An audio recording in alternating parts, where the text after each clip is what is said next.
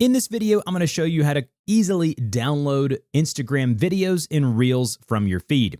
So a couple of things here. As you can see, I've found the feed or reel that I want to download. And what you want to do is tap on the airplane button here on the reel or video. You can get to it underneath the actual video itself, or you can tap into the video and then go ahead and tap on the airplane there. And then if you see all the options there on the bottom of your screen, you want to swipe all the way to the right to where you see the button that says download. Tap on the download button there. It says downloaded Reels cannot be used for commercial use. This is obvious, right? This is for personal use only. And then once it's done downloading, you can actually go to your camera roll. And as you can see, here it is in my pictures here at the very end of where I just downloaded it. Now, there's a couple of things that you have to know about doing this. Number one, obviously, I've already said is for personal use only. You cannot repost for commercial use at all. Another thing is that there may be videos that do not allow you to download them, like these right here from the NBA. If I go and tap the option here, scroll to the right, there is no option to download. These are options that the person or creator, when they upload their content, can decide whether or not this can be downloaded for personal use.